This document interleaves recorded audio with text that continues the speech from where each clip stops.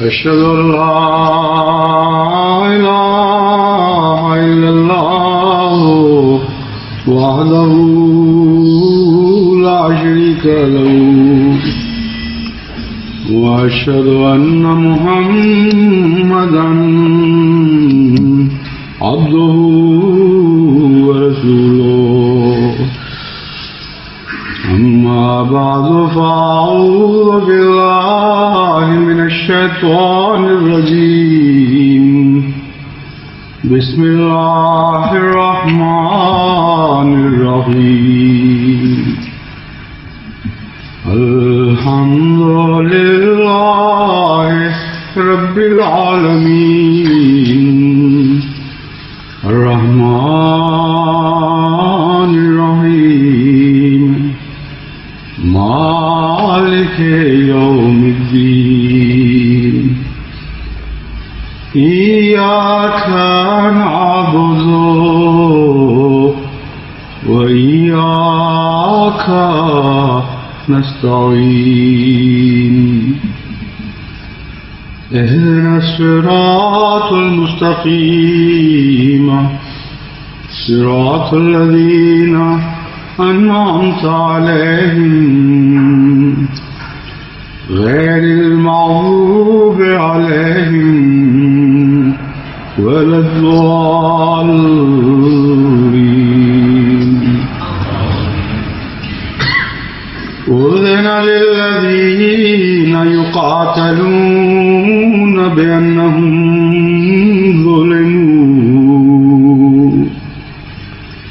وإن الله على نصرهم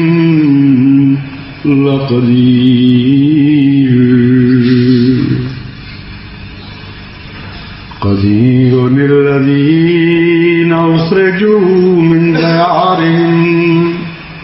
أخرجوا من ديارهم بغير حق إلا أن يقولوا ربنا الله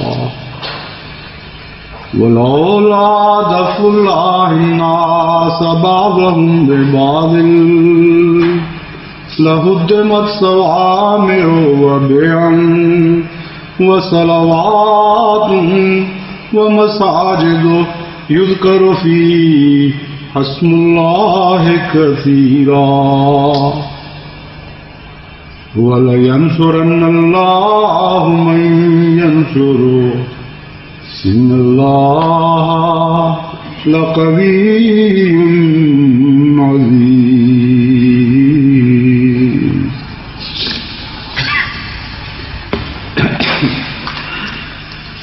حکومت پاکستان کی طرف سے قرطاس ابیض میں جو حضرت اقدس مسیح موعود علیہ السلام کے خلاف بہتان لگائے گئے ہیں اور الزام تراشیوں سے کام لیا گیا ہے، ان میں ایک اہم الزام یہ ہے کہ آپ نعوذ باللہ من ذالک انگریزوں کے خود کاشتہ پودا تھے، اور جماعت احمدیہ گویا کہ انگریزوں ہی کی قائم کردہ ایک جماعت ہے۔ اس سلسلے میں گزشتہ خطبے میں اس الزام کے ایک پہلو سے متعلق میں نے احباب جماعت کو مطلع کیا تھا اور اس کے مختلف پہلوؤں پر مختلف حصوں پر روشنی ڈالی تھی۔ اب میں بعض اور پہلوؤں سے اس الزام کے مختلف شاخوں پر گفتگو کروں گا۔ اس الزام کے ساتھ تعلق بناتے ہوئے حضرت مسیح موعود علیہ السلام کو جہاد کا منسوخ کرنے والا قرار دیا گیا، اور یہ دلیل قائم کی گئی ہے کہ چونکہ آپ انگریز کے مقاصد کی خاطر انگریزوں کی طرف سے کھڑے کیے گئے تھے، اس لیے ان مقاصد میں سے ایک اہم مقصد جہاد کی تنسیخ تھا، اور چونکہ آپ نے اپنے کلام میں بکثرت اس بات کو تسلیم کیا ہے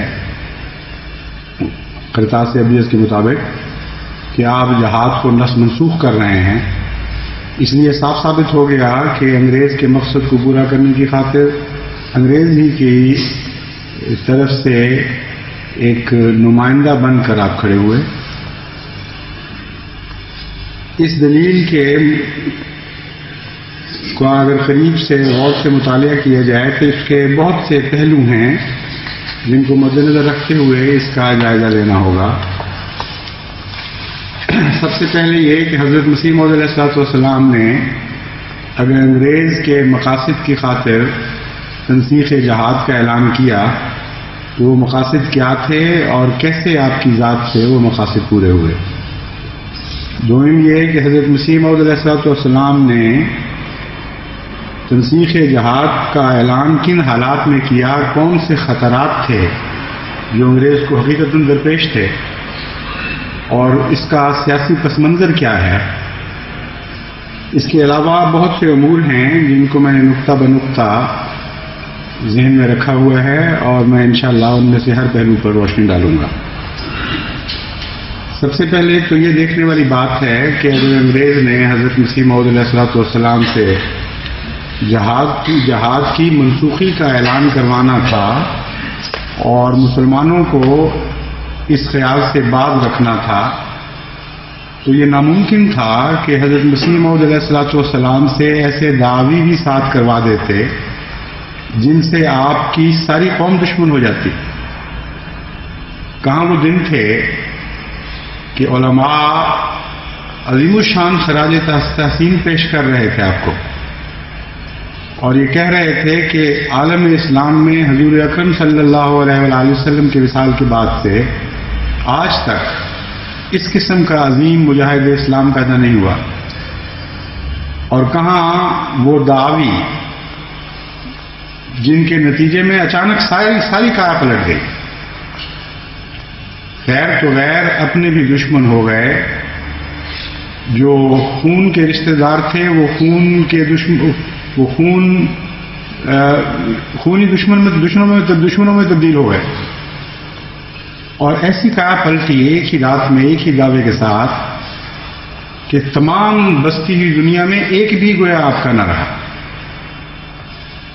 ایسا دعویٰ کروا دینا جس کے نتیجے میں ساری دنیا دشمن ہو جائے، اس کے بعد اس انگریز کو کیا توقع تھی کہ آپ کی بات مانے گا کیا کون؟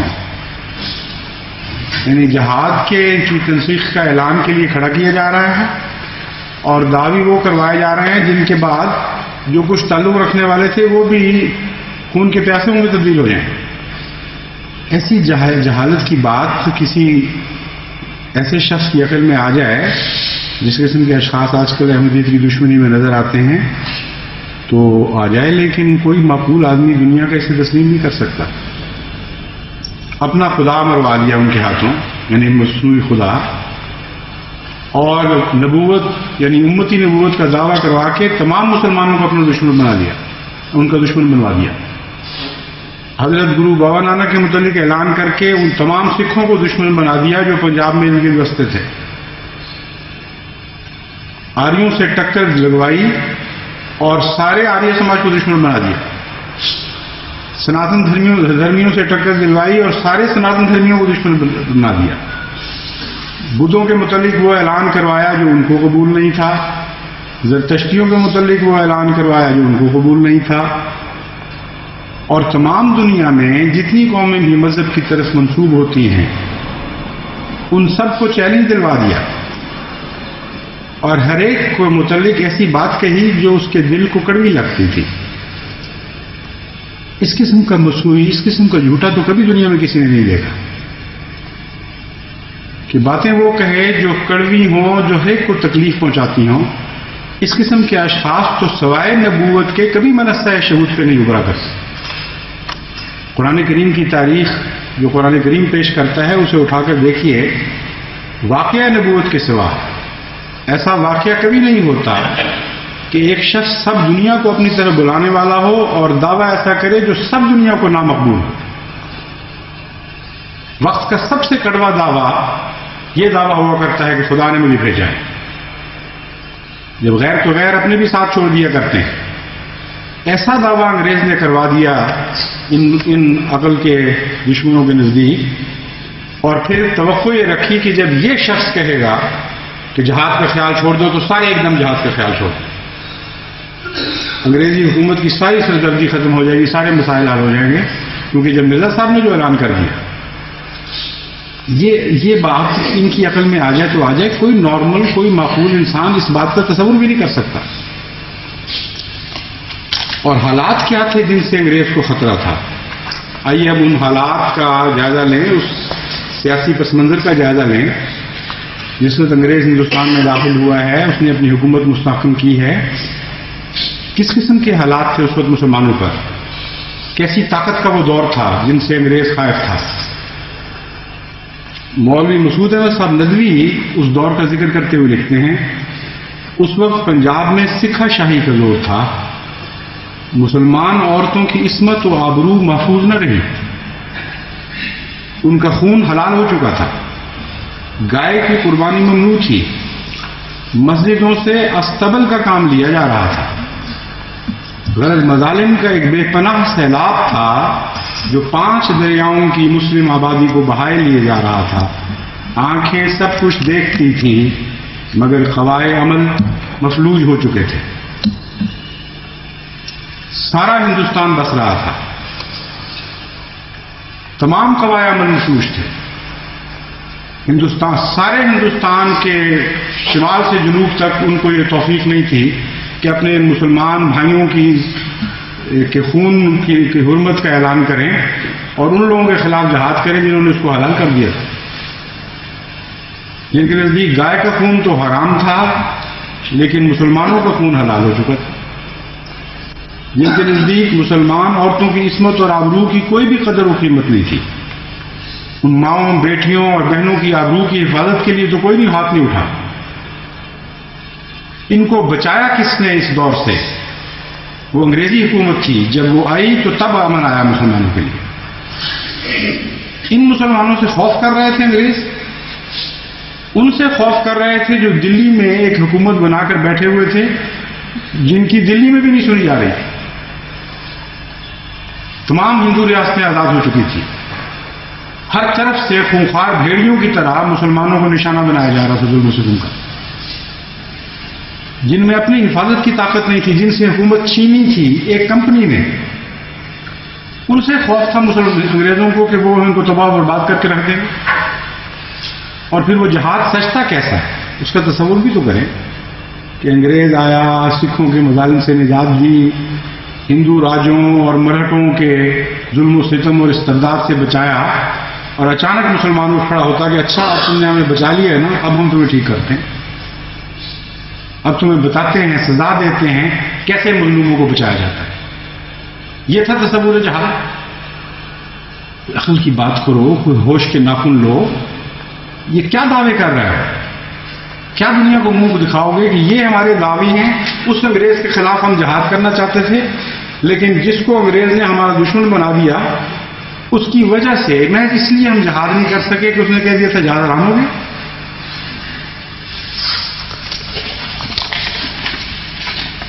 اور دوسرا حصہ، اس کا ایک تیسرا حصہ پہلو یہ ہے کہ حضرت مسیح موعود علیہ السلام نے کہا کیا ہے، یہ بھی تو دیکھو، کون سے جہاد کو حرام کیا ہے۔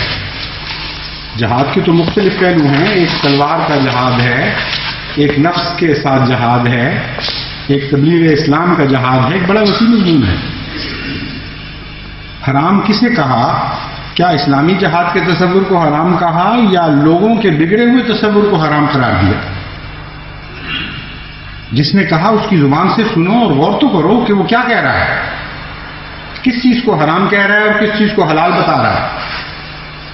آپ فرماتے ہیں، لیکن اس سے پہلے کہ میں آپ کا اقتباس پڑھ کے سناؤں،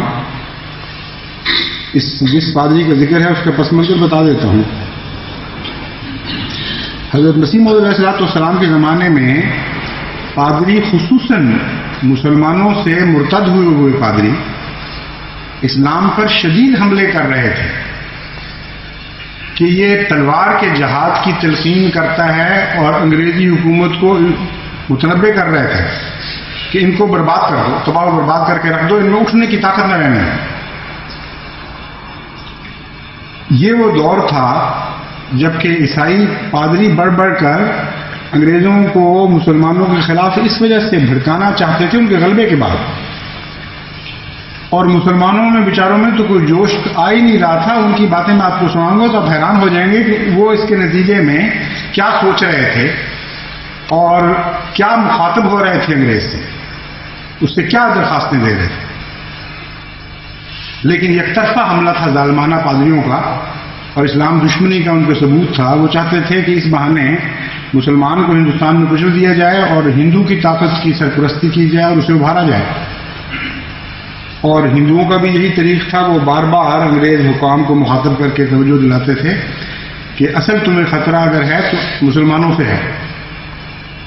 مرے مٹوں کو مٹا دو اور بھی بالکل برباد کر دو، اٹھنے کی طاقت کا خیال تک ان کے دل سے نکال دو. اس وقت پادری عماد الدین، جس کا پہلے بھی ذکر آ چکا ہے، یہ سابق خطیب جامع مسجد اجمیر شریف صاحب تھے. یہ حضرت مسیح موعود علیہ الصلوۃ والسلام اس کے ایسے ہی الزامات کا جواب دیتے ہوئے فرماتے ہیں، اس نکتہ چین نے جو جہاد اسلام کا ذکر کیا ہے اور گمان کرتا ہے کہ قرآن بغیر لحاظ کسی شرط کے جہاد پر انگیختہ کرتا ہے، سو اس سے بڑھ کر اور کوئی جھوٹ اور افتراء نہیں. قرآن شریف صرف ان لوگوں کے ساتھ لڑنے کا حکم فرماتا ہے جو خدا کے بندوں کو اس پر ایمان لانے اور اس کے دین میں داخل ہونے سے روکتے ہیں، اور اس بات سے وہ خدا کے حکموں پر کاربند ہوں اور اس کی عبادت کریں. روکتے ہیں اس بات سے کہ وہ خدا کے حکموں پر کاربند ہوں اور اس کی عبادت کریں.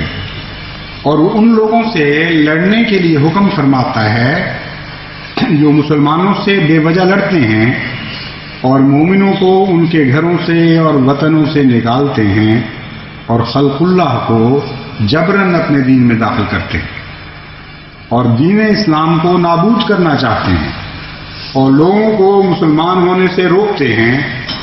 یہ وہ لوگ ہیں جن پر خدا تعالیٰ کا غضب ہے.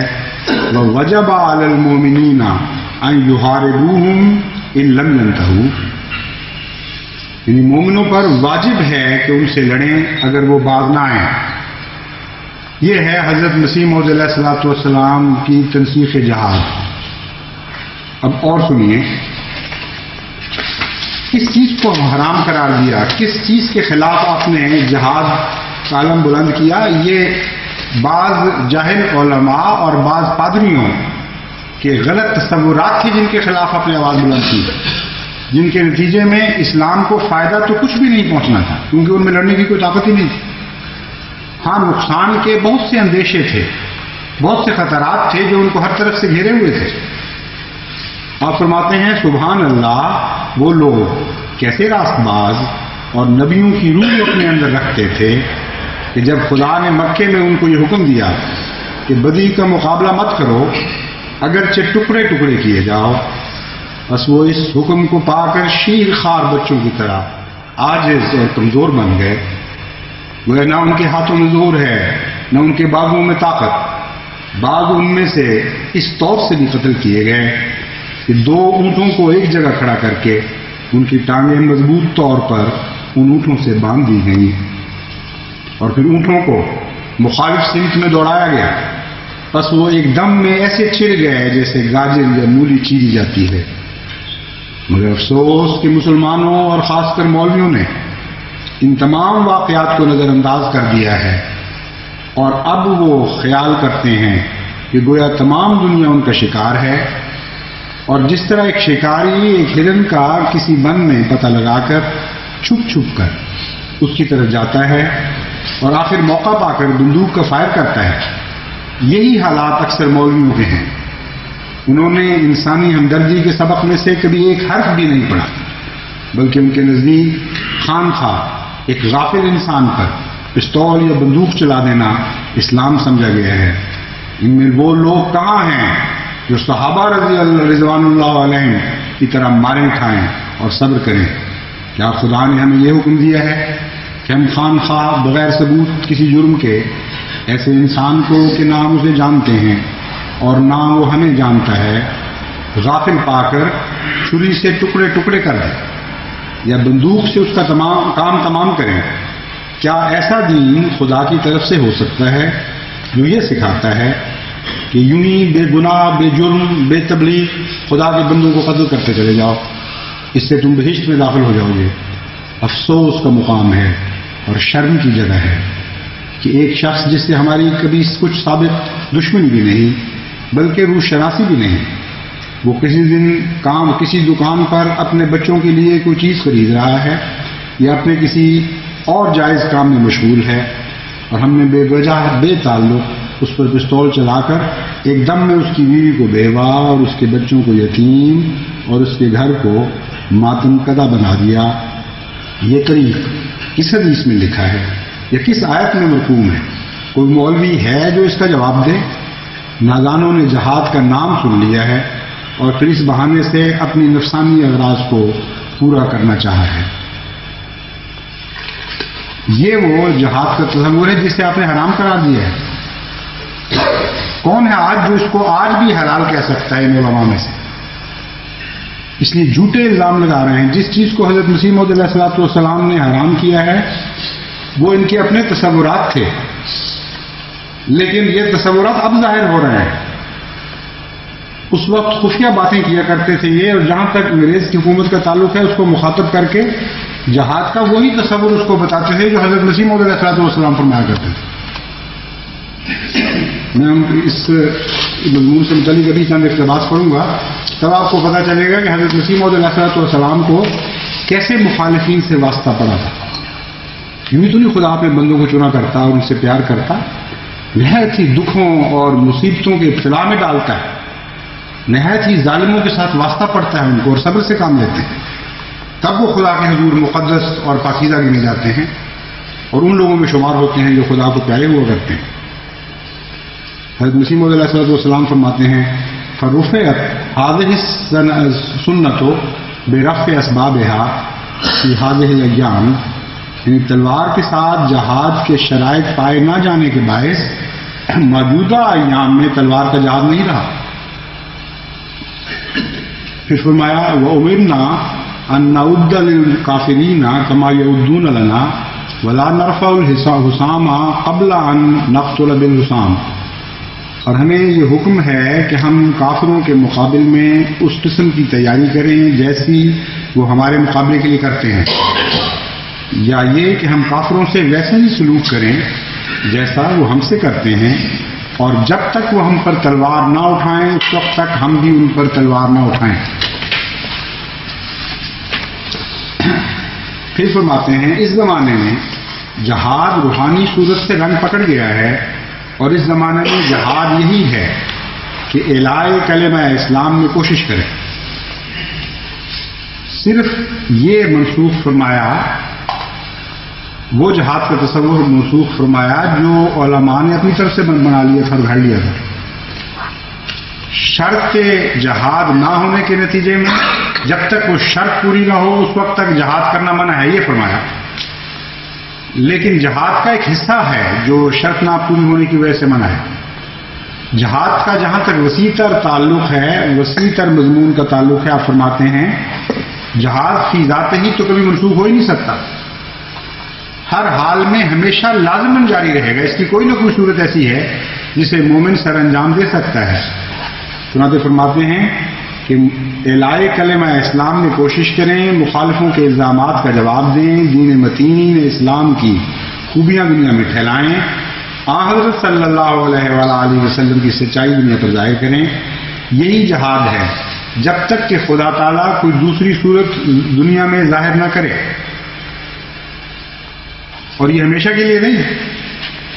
دوسری صورت سے مراد یہ ہے کہ جب دشمن اسلام جبر سے کام لے گا مذہب کے خلاف تو تمہیں بھی اجازت ہو جائے گی۔ جب تک ایسی صورت ظاہر نہیں ہوتی اس وقت تک جہاد بند نہیں ہے، جہاد کی دوسری شکلیں ہیں جو تمہارے سامنے ہیں۔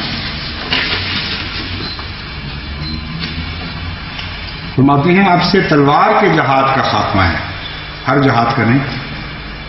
وہ کیوں، اس کی وضاحت پہلے فرما چکے ہیں، مگر اپنے نفسوں کے پاک کرنے کا جہاد باقی ہے۔ یہ بات میں نے اپنی طرف سے نہیں کی بلکہ خدا کا یہی ارادہ ہے۔ صحیح بخاری کی اس حدیث کو سوچو جہاں مسیح موعود کی تعریف میں لکھا ہے کہ یضع الحرب یعنی مسیح جب آئے گا تو دینی جنگوں کا خاتمہ کر دے گا. حضرت صلی اللہ علیہ وسلم کے الفاظ فرمایا. اور دوسرا اصول جس پر مجھے قائم کیا گیا ہے وہ جہاد کے اس غلط مسئلے کی اصلاح ہے جو بعض نادان مسلمانوں میں مشہور ہے. تو مجھے خدا تعالیٰ نے سمجھا دیا ہے کہ جن طریقوں کو آج کل جہاد سمجھا جاتا ہے وہ قرآنی تعلیم سے بالکل مخالف ہیں. بے شک قرآن شریف میں لڑائیوں کا حکم ہوا تھا جو موسیٰ کی لڑائیوں سے زیادہ معقول اور یشوع بن نون کی لڑائیوں سے زیادہ پسندیدگی اپنے اندر رکھتا تھا، اور اس کی بنا صرف اس بات پر تھی کہ جنہوں نے مسلمانوں کے قتل کرنے کے لیے ناحق تلواریں اٹھائیں اور ناحق کے خون کیے اور ظلم کو انتہا تک پہنچایا ان کو تلواروں ہی سے قتل کیا جائے. یہ ہے خلاصہ اس قرآن تعلیم کا جس کا ذکر اس آیت کریمہ میں ملتا ہے جس کی میں نے خطبے سے پہلے تلاوت کی تھی. کوئی عالم دین ہے آج جو ان باتوں میں سے کوئی غلط ثابت کر کے دکھائے؟ کہاں اعتراض کا محل ہے؟ کہاں گنجائش ہے؟ ایک جھوٹی ایک فرضی بات حضرت مسیح موعود علیہ الصلوۃ والسلام کی طرف منسوب کر کے دیدہ دانستہ خود پڑھا ہوا ہے ان کتابوں کو، ان سے یہ سارے پہلو چھپاتے ہیں اور یہ ظاہر کرتے ہیں کہ حضرت مسیح موعود علیہ الصلوۃ والسلام کو انگریز نے جہاد کی تنسیق کے لیے کھڑا کیا تھا، اور اگر یہ نہ کھڑے ہوتے تو انگریز مارا جاتا. سارے مسلمانوں نے تباہ کر کے رکھ دینا تھا سلطنت انگریزیہ کو اگر حضرت مسیح موعود علیہ الصلوۃ والسلام منع نہ فرما جاتے. اب ان علماء کا حال سنیے جو یہ الزام آج لگا رہے ہیں بڑھ بڑھ کر، اور اس وقت خفیہ باتیں مسلمانوں میں یہ پھیلایا کرتے تھے، اس میں کوئی شک نہیں. لیکن جہاں تک دنیا کے سامنے باتوں کا تعلق ہے وہ کچھ اور کہا کرتے تھے. جہاں تک انگریزی حکومت کو اپنے عقائد سے آگاہ کرنے کا تعلق ہے ان کی زبان بالکل مختلف تھی، ان کے عقائد بالکل کچھ اور نظر آتے ہیں. مولوی محمد حسین صاحب بٹالوی جو سب سے بڑے دشمن حضرت مسیح موعود علیہ الصلوۃ والسلام کے اور جہاد کے معاملے میں معترض، آپ لکھتے ہیں اشاعت السنہ جلد 9 صفحہ 10 پر ہے درج ہے، مفسدہ 1857 میں جو مسلمان شریک ہوئے تھے وہ سخت گناہ گار اور بحکم قرآن و حدیث وہ مفسد و باغی بد کردار تھے. پھر فرماتے ہیں اس گورنمنٹ سے لڑنا یا ان سے لڑنے والوں کی خواہ ان کے بھائی مسلمان کیوں نہ ہو کسی نوع سے مدد کرنا صریح غدر اور حرام ہے. اشاعت السنہ جلد 9 صفحہ 10. پھر اپنی کتاب الاقتصاد فی مسائل جہاد کے صفحہ 16 پر رقم دراز ہیں. ان دلائل سے صاف ثابت ہوتا ہے کہ ملک ہندوستان باوجودی کے عیسائی سلطنت کے قبضے میں ہے، دارالاسلام ہے. اس پر کسی بادشاہ کو عرب کا ہو خواہ عجم کا، مہدی سودانی ہو یا حضرت سلطان شاہ ایرانی، خواہ امیر خراسان ہو، مذہبی لڑائی و چڑھائی کرنا ہرگز جائز نہیں. ملک کے اندر جو بستے ہیں ان پر تو فرض ہے ہی بادشاہ وقت کی اطاعت کرنا، جو اسٹیبلشڈ حکومت ہے اس کی بات ماننا. لیکن یہ فتویٰ باہر بھی دے رہے ہیں کہ تم جو انگریزی حکومت سے باہر بس رہے ہو تم بھی اگر لڑو گے تو یہ تمہارے لیے بھی حرام ہے. پھر فرماتے ہیں اہل اسلام کو ہندوستان کے لیے گورنمنٹ انگریزی کی مخالفت و بغاوت حرام ہے.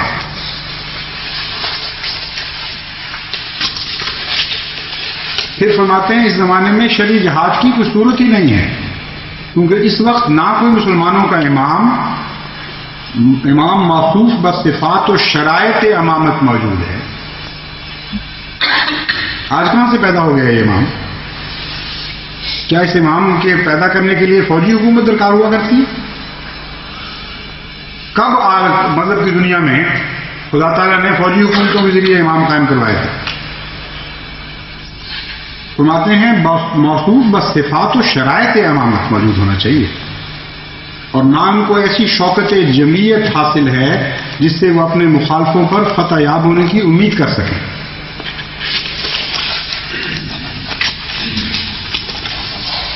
سر سید احمد خان صاحب فرماتے ہیں 1857 کے غدر میں جو لوگ شریک ہوئے ان کے متعلق فرمایا کہ وہ ان لوگوں نے حرام زدگی کی اور کوئی بھی ان کا اسلام سے تعلق نہیں.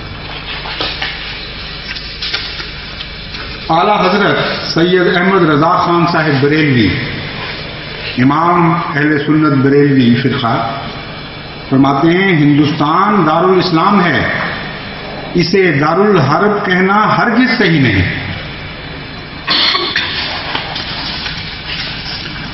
حضرت سید احمد صاحب بریلوی شہید، جن کے متعلق کہتے ہیں کہ انہوں نے جہاد کیا اور جہاد کے لیے وہ افغانستان کی طرف روانہ ہوئے اور سکھوں سے بھی لڑائی کی. وہ ایک دل ضرور تھا، وہ مقدس دل جس کے دل میں غیرت تھی مسلمانوں کی.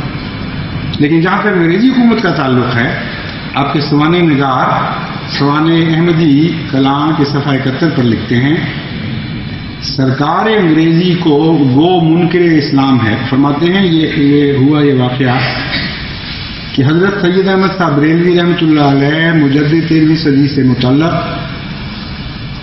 مولانا محمد جعفر صاحب تھانیسری نے یہ بات لکھی ہے کہ ایک سائل نے یہ سوال کیا کہ آپ انگریزوں سے جو دین اسلام کے منکر اور اس ملک کے حاکم ہیں جہاد کر کے ملک ہندوستان کیوں نہیں لے لیتے؟ آپ نے فرمایا سرکار انگریزی گو منکر اسلام ہے مگر مسلمانوں پر ظلم اور تعدی نہیں کرتی اور نہ ان کو فرض مذہبی اور عبادت لازمی سے روکتی ہے. ہم ان کے ملک میں علانیہ واز کہتے ہیں اور ترویج مذہب کرتے ہیں، وہ کبھی مانع اور مزاحم نہیں ہوتی. ہمارا اصل کام اشاعت توحید الہی اور احیاء سنن سید المرسلین ہے، سو وہ بلا روک ٹوک اس ملک میں ہم کرتے ہیں. پھر ہم سرکار انگریزی پر کس سبب سے جہاد کریں اور خلاف اصول اسلام طرفین کا خون بلا سبب گراویں؟ یہ جواب باسواب سن کر سائل خاموش ہو گیا اور اصل غرض جہاد کی سمجھ گیا. مگر ان علماء کو جو آج بول رہے ہیں احمدیت کے خلاف، ان کو آج تک سمجھ نہیں ہے. مولانا شبلی نعمانی فرماتے ہیں رسول اللہ صلی اللہ علیہ وسلم کے عہد ذری سے لے کر آج تک مسلمانوں کا ہمیشہ یہ شعار رہا کہ وہ جس حکومت کے زیر سایہ رہے اس کے وفادار اور اطاعت گزار رہتے. یہ صرف ان کا طرز عمل نہ تھا بلکہ ان کے مذہب کی تعلیم تھی جو قرآن مجید، حدیث، فقہ سب میں کنایتاً اور صراحتاً مذکور ہے. مقالات شبلی جلد اول صفحہ 171. خواجہ حسن نظامی صاحب فرماتے ہیں جہاد کا مسئلہ ہمارے ہاں بچے بچے کو معلوم ہے. جب تک انگریزی حکومت تھی اس وقت بچے بچے کو وہی مسئلہ معلوم تھا جو حضرت مسیح موعود علیہ السلام فرمایا کرتے. جس دن وہ حکومت گئی اس دن سے سارا مسئلہ ہی بدل گیا ہے. ہر بچے کو کچھ اور بتایا جا رہا ہے کہ ہمارے ماں باپ یہ کہا کرتے تھے. بچے بچے کو کیا معلوم ہے؟ فرماتے ہیں وہ جانتے ہیں کہ جب کفار مذہبی امور میں خارج ہیں اور امام عادل جس کے پاس حرب و ضرب کا پورا سامان ہو لڑائی کا فتویٰ دے تو جنگ ہر مسلمان پر لازم ہو جاتی ہے. مگر انگریز نہ ہمارے مذہبی امور میں دخل دیتے ہیں، نہ اور کسی کام میں ایسی زیادتیاں کرتے ہیں جس کو ظلم سے تعبیر کر سکیں، نہ ہمارے پاس سامان حرب ہے. ایسی صورت میں ہم ہرگز کسی کا کہنا نہ مانیں گے اور اپنی جانوں کو ہلاکت میں نہ ڈالیں گے. رسالہ شیخ سنوسی صفحہ 17 مؤلف خواجہ حسن نظامی. احمدیت کے جو بعد کے دشمن ہیں ان میں سے بھی بعض یہ تسلیم کرنے پر مجبور ہوئے. چنانچہ ایک ملک محمد جعفر صاحب ایڈوکیٹ ہیں جنہوں نے احمدیہ تحریک کے نام پر ایک کتاب لکھی تھی. وہ فرماتے ہیں مرزا صاحب کے زمانے میں ان کے مشہور مقتدر مخالفین مثلا مولوی محمد حسین بٹالوی، پیر مہر علی شاہ گولڈوی، مولوی ثناء اللہ صاحب اور سر سید احمد خان سب انگریزوں کے ایسے ہی وفادار تھے جیسے مرزا صاحب. یہی وجہ ہے کہ اس زمانے میں جو لٹریچر مرزا صاحب کے رد میں لکھا گیا اس میں اس امر کا کوئی ذکر نہیں ملتا کہ مرزا صاحب نے اپنی تعلیمات میں غلامی پر رضامند رہنے کی تلقین کی ہے. یہ تسلیم کر لیا ہے کہ دو دور آئے ہیں مسلمان علماء پر. ایک وہ جو انگریزی حکومت کا دور تھا حضرت مسیح موعود علیہ السلام کے زمانے میں، اس وقت کچھ اور مسئلے پیش کیا کرتے تھے. سارے علماء وہی مسئلے پیش کرتے تھے جو مسیح موعود علیہ السلام جہاد کے متعلق فرما رہے تھے. اور آج ان کے مسائل بالکل بدل چکے ہیں اور یہ رخ ہو گیا، مشرق سے مغرب کی طرف رخ کر بیٹھے.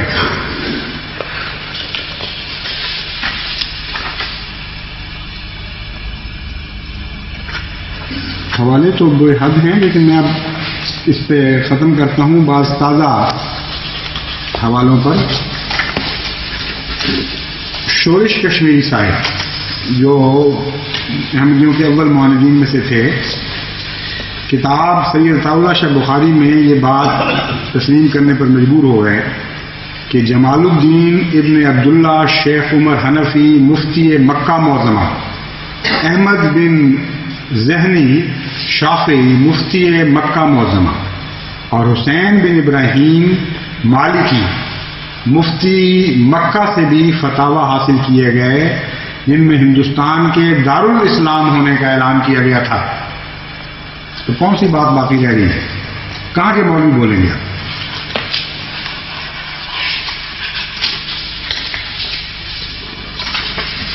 اور مولانا مودودی صاحب جنہوں نے حقیقت جہاد لکھی، جنہوں نے اور کتب میں بھی اپنے جہاد کے متعلق ایسی تعلیم دی جس کا کوئی مسلمان، ہوش و حواس والا مسلمان تو تصور بھی نہیں کر سکتا کہ حضرت صلی اللہ علیہ وآلہ وسلم کے جہاد کے متعلق ایسے ظالمانہ خیالات کا اظہار ہو سکتا ہے. سب سے متشدد جہاد میں نظریہ رکھنے والے آج مولوی مولانا مودودی صاحب ہیں. آج ہیں مراد ہے ان کا فرقہ ہے اس وقت جو ان کی باتوں کو تسلیم کرتا ہے. یہ تو فوت ہو چکے ہیں. جہاد فی الاسلام میں جہاں تک حضرت مسیح موعود علیہ السلام کے زمانے کے ہندوستان کا تعلق ہے اس کے متعلق آپ فرماتے ہیں ہندوستان اس وقت بلا شبہ دارالحرب تھا. کس وقت دارالحرب تھا؟ دارالاسلام نہیں کہہ رہے. جب انگریزی حکومت یہاں اسلامی سلطنت کو مٹانے کی کوشش کر رہی تھی. بین یہی جماعت احمدیہ کی تعلیم کہ پہلے جب غیر حملہ کرتا ہے تو اس سے لڑو، اپنی عزتوں کی حفاظت کرو، اپنے مال کی حفاظت کرو، اپنے وطن کی حفاظت کرو، اپنے دین کی حفاظت کرو، اور ایک ایک بچہ بھی کٹ کے مر جائے تمہیں نہیں ہتھیار چھوڑ ڈالنا. اس وقت دارالحرب ہوتا ہے.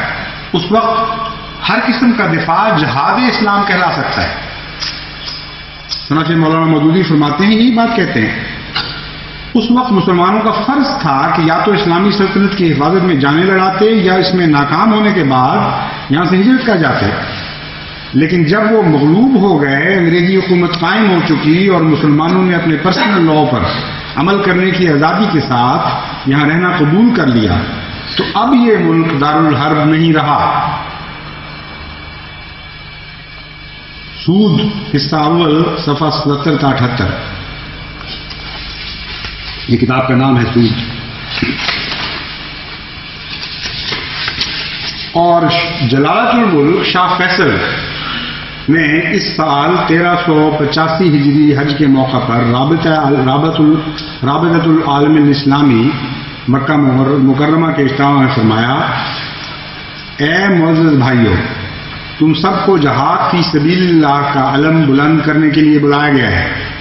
جہاد صرف بندوق اٹھانے یا تلوار لہرانے کا نام نہیں، بلکہ جہاد تو اللہ کی کتاب اور رسول مقبول کی سنت کی طرف دعوت دینے، ان پر عمل پیرا ہونے اور ہر قسم کی مشکلات، وقتوں اور دقتوں اور تکالیف کے باوجود استقلال سے اس پر قائم رہنے کا نام ہے. پھر فرماتے ہیں ان غیر مسلم حکومتوں میں رہنے والے مسلمانوں پر جو خدمت دین اور اللہ تعالیٰ کے اوامر کی اتباع واجب ہے پر خدمت دین، اور اللہ تعالیٰ کے اوامر کی اتباع واجب ہے، انہیں اسے ادا کرنا چاہیے۔ ہم ان بھائیوں کو ہرگز یہ نہیں کہتے کہ اپنی حکومتوں کے نظام کے خلاف کھڑے ہو جائیں اور بغاوت کریں۔ ہاں، انہیں باہمی طور پر اپنے عقائد اور نیتوں کی حد تک اللہ تعالیٰ کی کتاب اور سنت نبوی کو حکم ٹھہرانا چاہیے۔ جو حکومتیں انہیں امن دیتی ہیں انہیں ان سے صلح سے رہنا چاہیے۔ وہ اپنے ممالک میں نظام کو توڑنے والے یا تخریبی عنصر ہرگز نہ بنے۔ ام القرا، مکہ معظمہ، 24 اپریل 1965 عیسوی کی یہ خبر ہے جو ان کے اخباروں میں شائع ہوئی۔ بس وہ علماء کہاں ہیں جو حضرت مسیح موعود علیہ الصلوۃ والسلام کو جہاد کے منسوخ کرنے والے منکر اور انگریزوں کا نعوذ باللہ من ذالک خوش آمدی اور ان کی خاطر ایک فساد کھڑا کرنے والا بتاتے ہیں؟ جو باتیں آپ نے فرمائی، یہ ساری باتیں آپ کے اپنے علماء اس وقت یہ کہہ رہے تھے، لیکن حضرت مسیح موعود علیہ الصلوۃ والسلام جو باہر کہتے تھے وہی گھر میں بھی کہتے تھے، جو انگریزوں سے کہتے تھے وہی اپنی جماعت کو مخاطب کر کے بھی کہتے تھے۔ کوئی دوگلا پن، کوئی دوئی نہیں تھی آپ کی ذات میں یا آپ کی جماعت میں، اور جس جہاد کا اعلان کرتے تھے اس جہاد کے اوپر قائم بھی تھے۔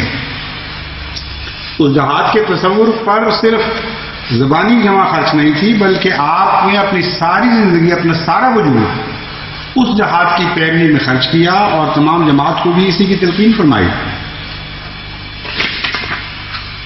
چنانچہ یہ جو الزام لگاتے ہیں ملکہ وکٹوریہ کی تعریف کرنے کا اور ملکہ وکٹوریہ کو رحمت کا سایہ قرار دینے کا، کون ہے ان علماء میں سے جن کے نام میں نے پڑھ کے سنائے ہیں یا کوئی اور مخالف عالم جس نے ملکہ وکٹوریہ کو اسلام کا پیغام پہنچایا اور بڑی جرأت کے ساتھ عیسائیت کے اوپر بڑی کھلی تنقید کرتے ہوئے، ایک جھوٹا اور ایک مردہ مذہب قرار دیتے ہوئے اس وقت کی ملکہ کو جس کی حکومت پر سورج غروب نہیں ہوا کرتا تھا، ایک طرف اس کے انصاف کی تعریف فرمائی تو دوسری طرف اس سے کھلم کھلا اسلام کی طرف آنے کی دعوت دی۔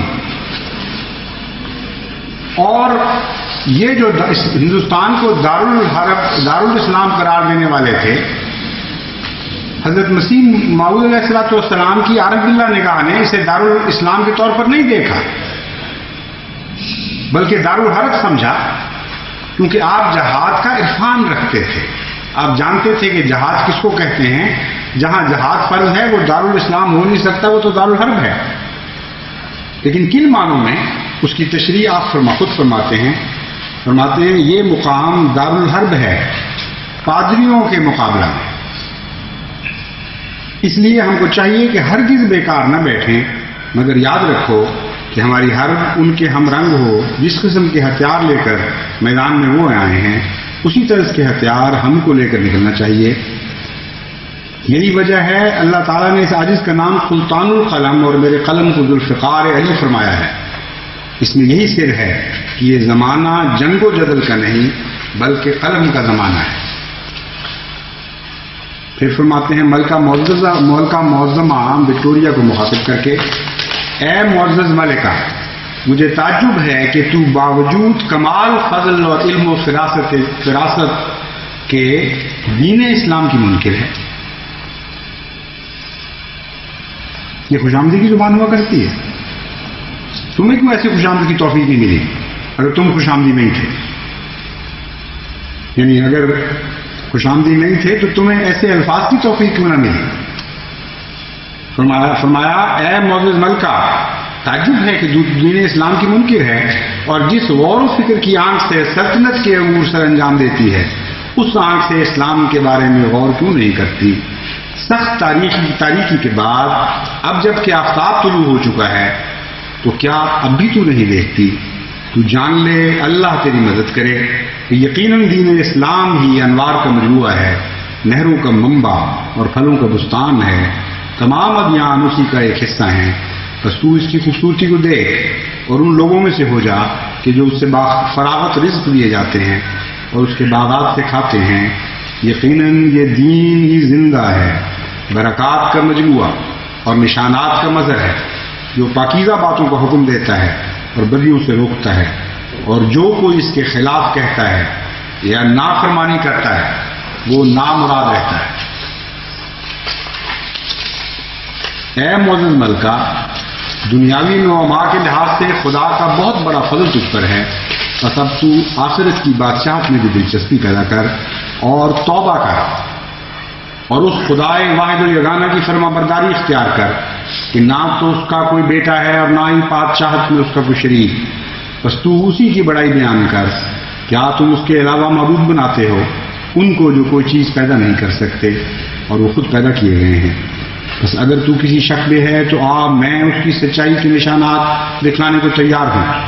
وہ ہر حال میں میرے ساتھ ہے، جب میں اسے پکارتا ہوں تو وہ میری پکار کا جواب دیتا ہے، اور جب اسے بلاتا ہوں تو میری مدد کو پہنچتا ہے، اور جب اس سے مدد کا طلبگار ہوتا ہوں تو میری نصرت فرماتا ہے، اور میں یقین رکھتا ہوں کہ وہ ہر مقام پر میری مدد فرمائے گا اور مجھے ضائع نہیں کرے گا۔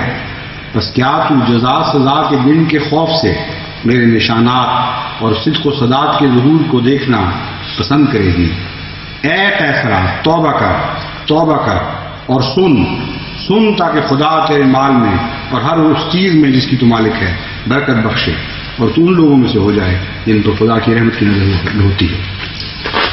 یہ ہے حضرت مسیح موعود علیہ السلام کا کلام، یہ ہے آپ کا جہاد کا تصور اور پھر اس پر عمل درآمد۔ ایک آواز آپ کو اس زمانے کے عالم دین کی نہیں ملے گی جس کو اتنی جرت ہو کہ ملکہ وکٹوریہ کو سوائے خوشامدانہ الفاظ کے خطاب کر سکے، اور توبہ کر کے الفاظ تو اس زمانے کی سلطنت کے لیے ایک بم کا درجہ رکھتے تھے۔ بہت عظیم الشان کلام ہے، بڑے کھلے الفاظ میں اسلام کی دعوت دی ہے اور ایک جھوٹے دین سے توبہ کرنے کی دعوت دی ہے، اس کی طرف بلایا ہے۔ اور یہی وہ جہاد کا جذبہ ہے، یہی وہ روح جہاد ہے جس کو سمجھنے کے نتیجے میں حضرت مسیح موعود علیہ السلام نے اپنی جماعت کو ایک نہ ختم ہونے والے انمٹ جہاد کے رستے پر ڈال دیا۔ ہر لمحہ دن اور رات ہمارا جہاد بن گیا۔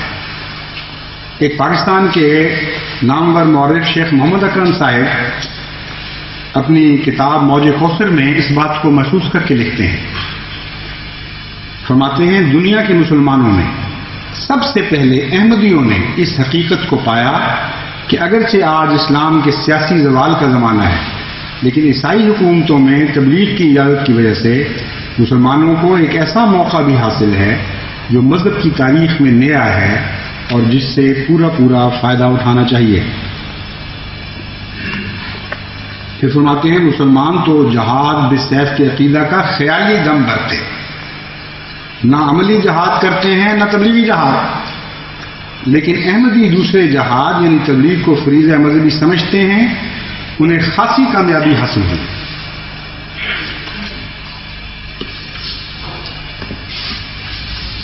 آخر پہ میں آپ کو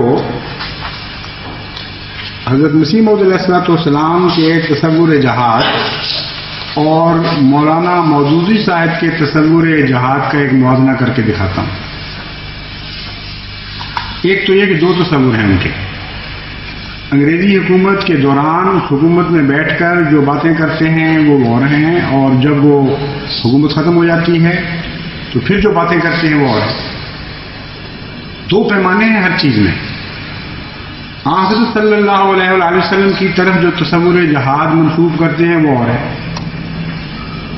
اور وہ ایسا خوفناک ہے کہ ایک غیرت مند مسلمان اس کو سن کر اذیت میں مبتلا ہو جاتا ہے۔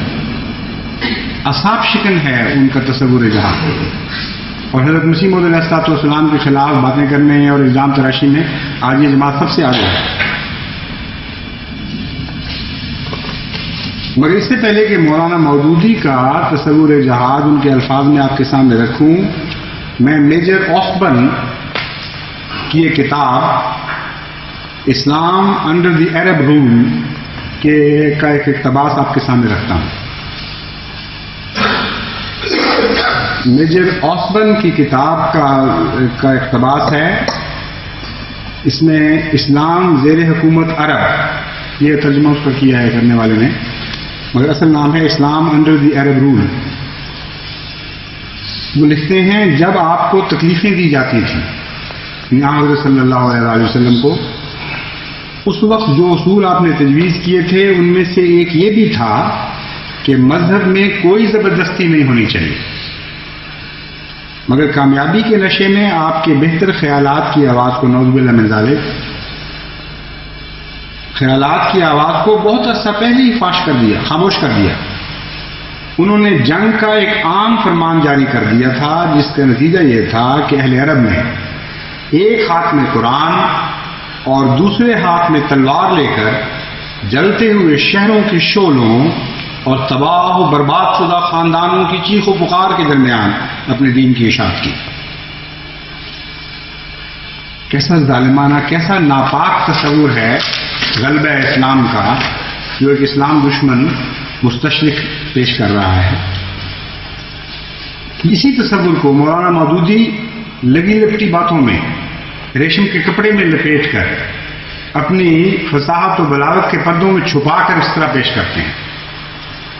رسول اللہ صلی اللہ علیہ وسلم 13 برس تک عرب کو اسلام کی دعوت دیتے رہے، فاض و تلقین کا جو مؤثر انداز ہو سکتا تھا اسے اختیار کیا، مضبوط دلائل دیے، واضح حجتیں پیش کی، فصاحت و بلاغت اور زور خطابت سے دلوں کو گرمایا، اللہ کی جانب سے محجر العقول معجزے دکھائے، اپنے اخلاق اور اپنی پاک زندگی سے نیکی کا بہترین نمونہ پیش کیا، اور کوئی ذریعہ ایسا نہ چھوڑا جو حق کے اظہار و اس بات کے لیے مفید ہو سکتا تھا۔ لیکن آپ کی قوم نے آفتاب کی طرح آپ کی صداقت کے روشن ہونے کے باوجود آپ کی دعوت قبول کرنے سے انکار کر دیا۔ حق ان کے سامنے خوب ظاہر ہو چکا تھا، انہوں نے برائے عین دیکھ لیا تھا کہ جس راہ کی طرف ان کا ہادی انہیں بلا رہا ہے وہ سیدھی راہ ہے۔ اس کے باوجود صرف یہ چیز انہیں اس راہ کو اختیار کرنے سے روک رہی تھی کہ ان کی لذتوں کو چھوڑنا انہیں گوارا نہ تھا، ان لذتوں کو چھوڑنا ان کو گوارا نہ تھا جو کافرانہ بے قیدی کی زندگی میں انہیں حاصل تھی۔ لیکن جب وعظ و تلقین کی ناکامی کے بعد، نعوذ باللہ من ذالک، حضرت صلی اللہ علیہ وسلم جب نعوذ باللہ من ذالک وعظ و تلقین میں ناکام ہو، کیسی جاہلانہ، کیسی خوفناک ظالمانہ بات ہے جو مولانا مودودی کے قلم سے جاری ہو رہی ہے، اور وہ خوف نہیں کر رہے۔ اس آواز کو سنیں اور قرآن کریم کی اس آواز کو سنیں، فذکر ان نفعت ذکر، اے محمد تو نصیحت کرتا چلا جا، کیونکہ یقیناً تیری نصیحت ناکام نہیں ہو سکتی، تیرے انداز اور ہے، تیری نصیحت میں ایک ایسی قوت ہے جو ناکامی کا منہ دیکھ نہیں سکتی۔ فذکر ان نفعت ذکر، اور اگر تیری نصیحت کے باوجود کو نہیں مانتا تو ہم تجھے زبردستی کی اجازت نہیں دیتے۔ انما انت مذکر لست علیہم بمسیطر الا من تولی وکفر فیعذبہ اللہ العذاب الاکبر، کہ تیری نصیحت میں حسن ہے، پیار ہے، ملاحت ہے، دل نشین ہے تیری باتیں، اور ہو نہیں سکتا کہ اثر نہ کرے، ہم تجھے یقین دلاتے ہیں، مگر اگر کوئی بدقسمت ان سے منہ موڑے اور ان کو قبول نہ کرے تو ہم تجھے زبردستی کی اجازت نہیں دیتے، تجھے ہم نے داروغہ نہیں بنایا، تو مذکر ہے۔ الا من تولی وکفر، پھر جو کوئی انکار کرے گا ہم اس کو پکڑیں گے، ہم اس کو سزا دیں۔ یہ کلام اللہ ہے اور یہ کلام مودودی ہے جو یہ کہہ رہا ہے۔ لیکن جب پڑھا نہیں جاتا یہ خطر، لیکن جب وعظ و تلقین کی ناکامی کے بعد داعیے اسلام نے ہاتھ میں تلوار لی اور علی کل معصرۃ و دم و مال یدعى فهو تحت قدمی یا تحت ہاتین کا اعلان کر کے، اس کا ترجمہ یہ ہے کہ خبردار، ہر قسم کے امتیازات اور خون اور مال جس کی طرف بلایا جاتا تھا، جس کی وجہ سے لڑائی کی طرف گویا کہ بلایا جاتا تھا، وہ آج میرے پاؤں کے دونوں پاؤں کے نیچے ہیں۔ یہ اعلان کر کے جب آپ نے کچھ کیا، اور آپ جانتے ہیں یہ اعلان کب فرمایا تھا؟ حجۃ الوداع کے موقع، یہ آخری اعلان ہے آپ کا، کس طرح باتوں کو توڑا مروڑا گیا ہے. ایک عالم دین جب ہو سکتا ہے بہرحال اس کو خبر نہ ہو کہ یہ اعلان کب کا ہو رہا ہے اور وہ کس طرح کس زمانے میں لے جا کر اس کو چسپاں کرنے کی کوشش کر رہا ہے. کا اعلان کر کے تمام موروثی امتیازات کا خاتمہ کر دیا، عزت و اقتدار کے تمام رسی بوتوں کو توڑ دیا، ملک میں ایک منظم اور منضبط حکومت کر دی، اخلاقی قوانین کو بزور نافذ کر کے اس بدکاری و گناہگاری کی آزادی کو سلب کر لیا جس کی لذتیں ان کو مدہوش کیے ہوئے تھی، اور وہ پرامن فضا پیدا کر دی جو اخلاقی فضائل اور انسانی محاسن کے نشر و نما کے لیے ہمیشہ ضرور ہوا کرتی. اسی بات کو آسبرن کہتا ہے بیواؤں اور یتیموں کی دردناک چیخوں کے درمیان، جس کے بعد روتے روتے آخر چلانے والوں کو نیند آ جایا کرتی. اس کا نام انہوں نے رکھا ہے تسکین، امن. اب کوئی آواز نہیں آ رہی. تو دلوں سے رفتہ رفتہ بدی و شرارت کا رنگ چھوٹنے لگا، طبیعتوں سے فاسد مادے خود بخود نکل گئے، روحوں کی کثافتیں دور ہو گئیں. یعنی جسے قوت قدسیہ، سمجھانا، تذکیر، دعائیں، جو چیزیں پیدا کرنے میں ناکام ہو گئی تھی کلیۃ نعوذ باللہ من ذالک، فرماتے ہیں اس وقت تلوار چمکی ہے اور وہ سارے کام کر دکھائے. نعوذ باللہ. تو کیا دیکھتے ہیں کہ روحوں کی کثافتیں دور ہو گئی. صرف یہی نہیں کہ آنکھوں سے پردہ ہٹ کر حق کا نور صاف یہاں ہو گیا. کون سا پردہ؟ اس کے متعلق قرآن کریم فرماتا ہے ختم اللہ علی قلوبہم وعلی سمعہم وعلی ابصارہم غشاوہ. یہ وہ لوگ ہیں جو نہیں ایمان لائیں گے. سواء علیہم انذرتہم ام لم تنذرہم لا یؤمنون. ان کی تفسیر کھینچی گئی ہے سواء علیہم ورنہ. اللہ فرماتا ہے کہ یہ پردے نہیں چاک ہوا کرتے جو ظلم اور صفاقی کے پردے ہوا کرتے. لیکن مولانا مودودی فرماتے ہیں نہیں، اللہ کو کیا پتا، میں جانتا. فرماتے ہیں تلوار نہیں جب تک استعمال ہوئی نہیں چاک ہوئی. ٹھیک ہے، اللہ تعالیٰ کو اس وقت تک صحیح فرما رہا تھا، تلوار تو نہیں تھی. ہاں جب تلوار اٹھی ہے پھر یہ سارے پردے چاک ہو. کہتے ہیں اور گردنوں میں وہ سختی اور سروں میں وہ نخوت بھی باقی نہیں رہی جو ظہور حق کے بعد انسان کو اس کے آگے جھکنے سے باز رکھتی ہے. عرب کی طرح دوسرے ممالک نے بھی سنیے جو اسلام کو اس صورت سے قبول کیا کہ ایک صدی کے اندر چوتھائی دنیا مسلمان ہو گئی، تو اس کی وجہ بھی یہی تھی کہ اسلام کی تلوار نے ان پردوں کو چاک کر دیا جو دلوں پہ پڑے ہوئے. تاریخ سے بھی نابلد، کلیۃ ناواقف. اس اعلان کی ایک ایک لفظ کو انڈونیشیا کا ہر مسلمان جھٹلا رہا ہے. اس اعلان کے ایک ایک لفظ کو چین کے وہ 4 صوبے جو تمام تر مسلمان ہو چکے ہیں وہ سب جھٹلا رہے ہیں. کوئی اسلام کی تلوار نہ انڈونیشیا پہنچی، نہ ملایا پہنچی، نہ چین پہنچی. کروڑ مسلمان جو باقی سب دنیا کی مسلمانوں سے کئی گنا زیادہ ہیں آج بھی تعداد. ان کا ایک ایک بچہ، ان کی ایک ایک عورت، ان کا ایک ایک مرد، ایک ایک جوان، ایک ایک بوڑھا جھٹلا رہا ہے اس اعلان اور اعلان کر رہا ہے کہ خدا کی قسم محمد کی تلوار نے نہیں، محمد کے حسن نے ہمیں فریفتہ بنایا تھا اور محمد کے حسن اور قوت قدسیہ نے ہمارے دل جیتے تھے. حضرت مسیح موعود علیہ السلام کیا فرماتے ہیں؟ کیسے انقلاب برپا ہو؟ جہاد کون سا تھا جس کے نتیجے میں حضرت صلی اللہ علیہ وسلم نے عظیم الشان غلبہ نصیب فرمایا؟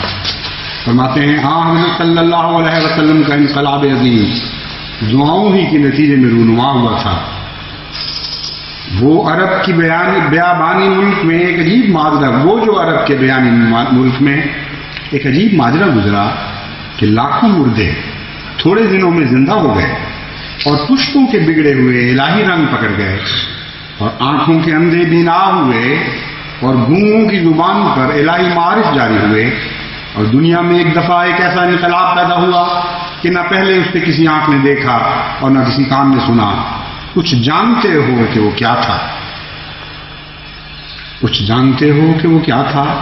وہ ایک فانی فی اللہ کی اندھیری راتوں کی دعائیں ہی تو تھیں جنہوں نے دنیا میں شور مچا دیا اور وہ عجائب باتیں دکھلائیں کہ جو اس امی بے کس سے محالات کی طرح نظر آتی ہیں. اللہم صلی علی محمد اللہم صلی وسلم وبارک علیہ وآلہ.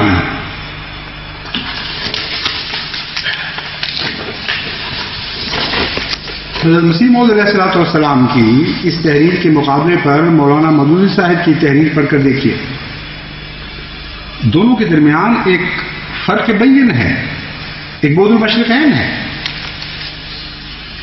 ایک مشرق اور مغرب کا فرق ہے. ایک طرف روح حق اور روح اسلام بول رہی ہے جو حضرت اقدس مسیح موعود علیہ الصلوۃ والسلام کے قلب مطہر پر جلوہ افروز ہوئی اور آپ کے پاک کلام کی صورت میں آپ کی زبان مبارک سے جاری ہوئی. یہ وہ آواز ہے جس نے ہمیں غلبہ اسلام کی قوت کے سرچشمہ کی راہ دکھائی اور ہماری تشنہ روحوں کو سیراب کیا، جس نے اس ازلی اور ابدی صداقت سے ہمیں روح شناس کرایا کہ محمد رسول اللہ صلی اللہ علیہ وآلہ وسلم کہ غلبہ اور قوت اور شوقت اور سکوت کا راز آپ کی قوت قدسیہ میں نہاد ہے، جو مقبول دعاؤں کی صورت میں ایک گھٹا بن کر اٹھی اور مخالفت کی ہر اس آگ کو ٹھنڈا کر دیا جو صحرائے عرب میں بھڑکائی گئی تھی،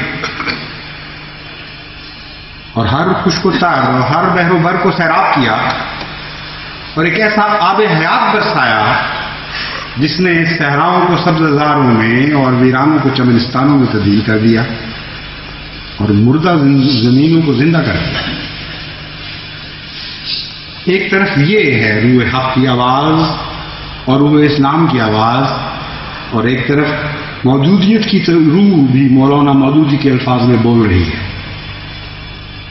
اور ظلم و ستم کے عجیب گل کھلا رہی ہے. اسلامی تعلیم کے مطالعہ کے بعد یہ ان کی عمر بھر کی عرق ریزی کا نچوڑ ہے جو ان الفاظ میں پیش کرتے ہیں جب وعظ و تلقین کی ناکامی کے بعد.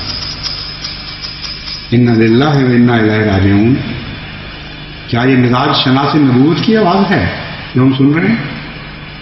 نہیں، مزاج شناس نبوت نہ کہو، یہ تو معاندین اسلام کے مزاج سے لہو رنگ آواز ہے. یہ تو وہی آواز ہے جو غیظ و غضب بن کر میجر آسبان کے خون میں آتش غضب بن کر دوڑا کرتی تھی.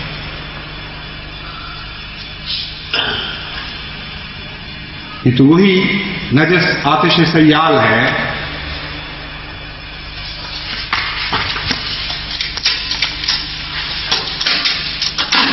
جس نے ہزارہا معاندین اسلام کو حضرت صلی اللہ علیہ وآلہ وسلم کے خلاف آتش حسد میں بریاں رکھا. میرے وجود پر تو اس تحریر کو پڑھ کر لرزہ طاری ہو جاتا ہے، تن بدن میں آگ سے لگ جاتی ہے.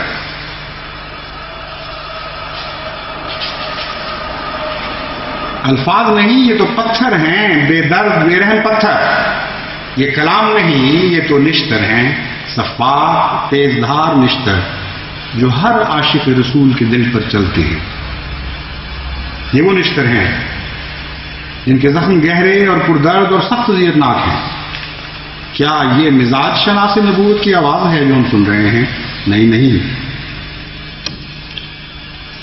یہ تو آسبان اور عماد الدین کی باتیں ہیں اور مسلمانوں کے دل سے خون کی ہولی کھیلنے والی باتیں.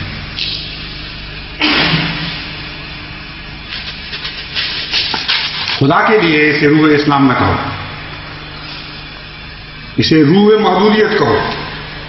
تف ہے ان پر جو اس آواز کو روح اسلام کہتے ہیں.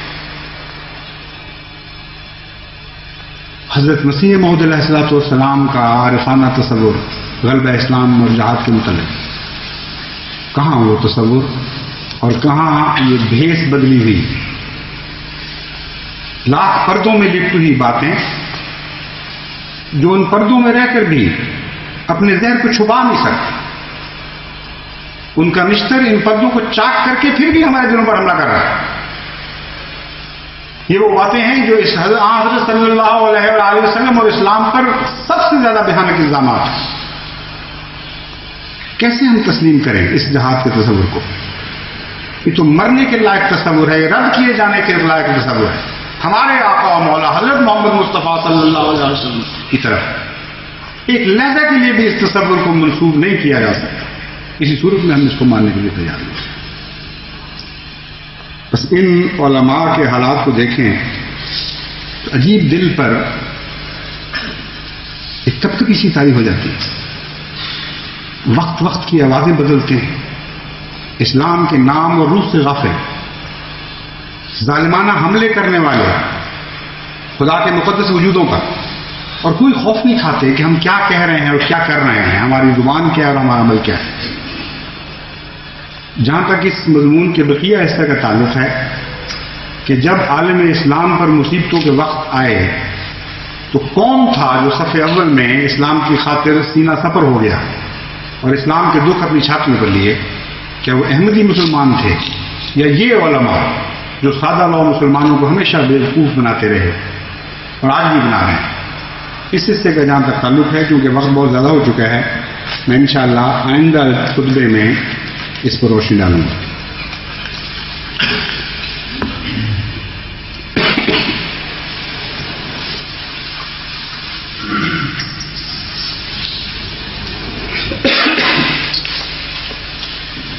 الحمدللہ نحمده ونستعینه ونستغفره ونؤمن به ونتوکل علیہ ونعوذ باللہ من شرور انفسنا ومن سیئات اعمالنا من يهده اللہ فلا مضل له ومن يضلل فلا هادي له ونشهد أن لا إله إلا الله وحده لا شريك له